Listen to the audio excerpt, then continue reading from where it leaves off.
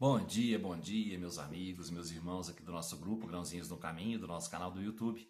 Sejam todos bem-vindos mais uma vez ao nosso pequeno estudo, a nossa leitura diária do Evangelho segundo o Espiritismo, do Livro dos Espíritos, de hoje, dia 27 de novembro, numa quinta-feira, que a gente possa abrir nossos corações, nossos ouvidos para as palavras aqui do Evangelho, no capítulo 15, fora da caridade não há salvação. Fora da igreja não há salvação, fora da verdade não há salvação. Enquanto a máxima, fora da caridade não há salvação, se apoia sobre um princípio universal e abre a todos os filhos de Deus acesso à felicidade suprema, o dogma, fora da igreja não há salvação, se apoia não sobre a fé fundamental em Deus e na imortalidade da alma, fé comum a todas as religiões, mas sobre a fé especial em dogmas particulares. É exclusivo e absoluto. Em lugar de unir os filhos de Deus, os divide.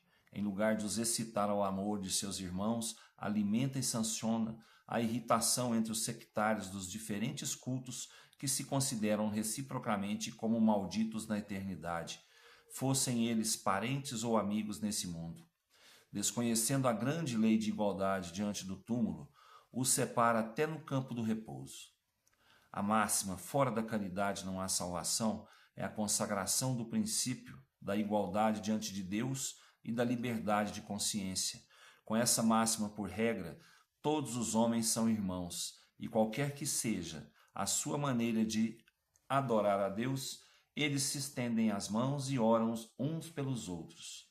Com o dogma, fora da igreja não há salvação, eles se lançam anátema, se perseguem e vivem em inimizade. O pai não ora pelo filho, nem o filho pelo pai, nem o amigo pelo amigo, desde que se julguem reciprocamente condenados para sempre. Esse dogma, pois, é essencialmente contrário aos ensinamentos do Cristo e à lei evangélica. Fora da caridade não há salvação seria o equivalente de fora da igreja não há salvação. É também exclusivista, porque não há uma só seita que não pretenda ter o privilégio da verdade. Qual é o homem que pode se gabar de possuí-la inteiramente quando o círculo dos conhecimentos aumenta sem cessar e as ideias se retificam a cada dia? A verdade absoluta não pertence senão aos espíritos de ordem mais elevada, e a humanidade terrestre não poderia pretendê-la, porque não lhe é dado tudo saber. Ela não pode aspirar senão a uma verdade relativa e proporcional ao seu adiantamento. Se Deus houvesse feito da posse da verdade absoluta a condição expressa da felicidade futura, isso seria uma sentença de proscrição geral, enquanto que a caridade, mesmo na sua acepção mais ampla, pode ser praticada por todos. O Espiritismo, de acordo com o Evangelho, admitindo que a salvação independe da crença, conquanto que se observe a lei de Deus, não diz, fora do Espiritismo não há salvação.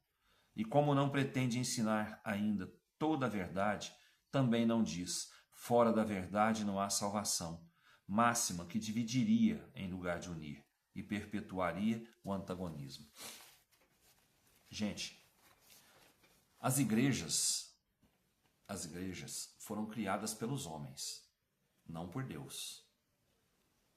Deus mandou para a gente a lei, mandou o seu filho trazer a lei de amor, e daí para frente as igrejas é que criaram, a humanidade é que criou as igrejas, se dividindo em várias seitas, várias religiões.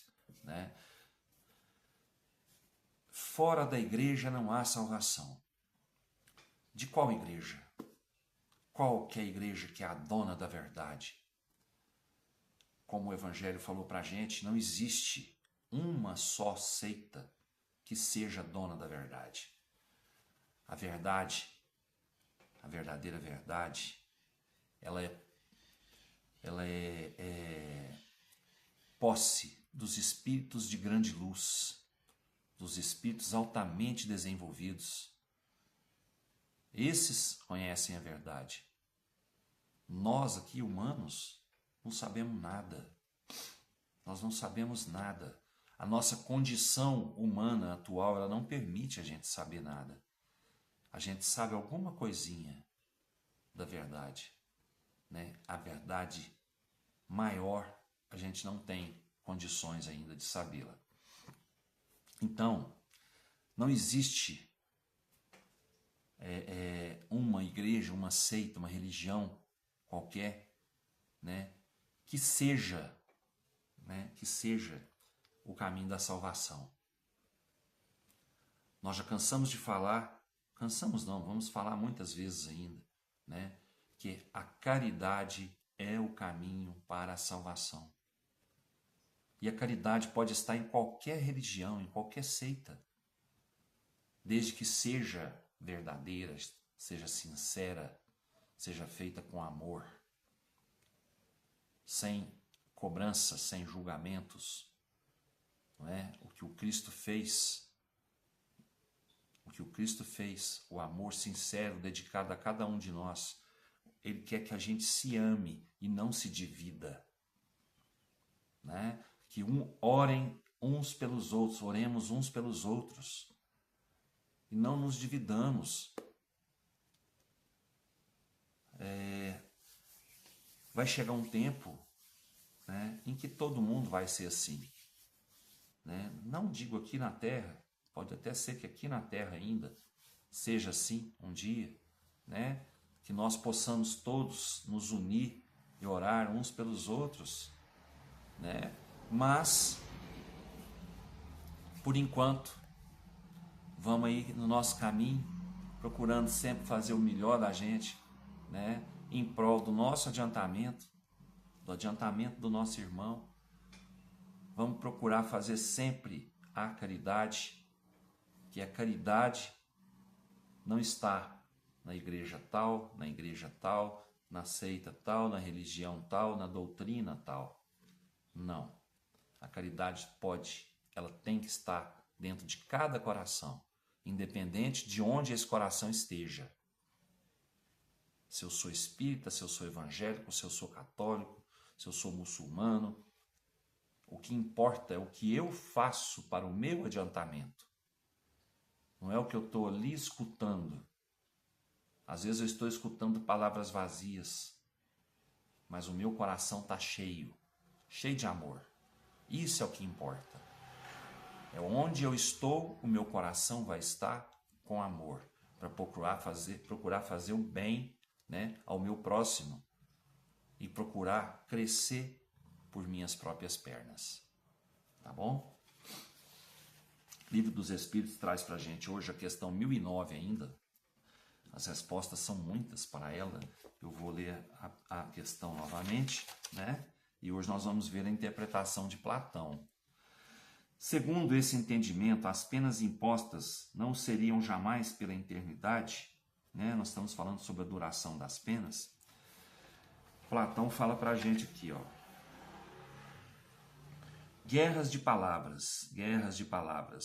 Não fizestes verter bastante sangue? É preciso, pois, ainda reacender as fogueiras? Discutem-se sobre os temas eternidade das penas, eternidade dos castigos. Não sabeis, pois, que o que entendeis hoje por eternidade, os antigos não o entendiam como vós? Que o teólogo consulte as fontes e, como todos vós, descobrirá nelas que o texto hebreu não deu à palavra que os gregos, os latinos e os modernos traduziram por penas sem fim. Irremissíveis, a mesma significação. Eternidade dos castigos corresponde à eternidade do mal. Sim, tanto que o mal existe entre os homens, os castigos subsistirão. É no sentido relativo que importa interpretar os textos sagrados. A eternidade das penas, portanto, não é senão relativa e não absoluta. Dia virá em que todos os homens se revestirão pelo arrependimento, com a túnica da inocência, e nesse dia não mais haverá gemidos e ranger de dentes. Vossa razão humana é limitada, é verdade, mas tal qual é um presente de Deus, e com essa ajuda da razão, não há um só homem de boa fé que compreenda de outro modo a eternidade dos castigos. A eternidade dos castigos, como? Seria preciso, pois, admitir que o mal fosse eterno. Só Deus é eterno e não poderia criar o mal eterno. Sem isso, seria preciso arrancar-lhe o mais sublime dos seus atributos, o soberano poder, porque não é soberanamente poderoso quem pode criar um elemento destruidor de suas obras. Humanidade, não mergulhes, pois, mais teus melancólicos olhares nas profundezas da terra para aí procurar os castigos. Chora, espera, expia e refugia-te no pensamento de um Deus intimamente bom, absolutamente poderoso, essencialmente justo. Gente, Deus não iria criar um mal que poderia destruir a sua obra. Deus é soberano. É soberano. Ele governa sobre tudo. Sobre tudo. Todo mal perdura. Todo castigo perdura, todo castigo perdura enquanto em nós durar o mal. É só isso que Platão quis dizer para a gente. Enquanto a gente estiver caminhando no caminho errado, no caminho do mal, o nosso castigo vai perdurar. A partir do momento que a gente se arrependa dos nossos erros, né, e mude nosso caminho, o nosso caminho já vai ficar mais livre um pouquinho, né? As nossas penas já serão menos duras, né? Mas enquanto perdurar uma faísquinha de mal dentro da gente, nossas penas perdurarão, tá bom?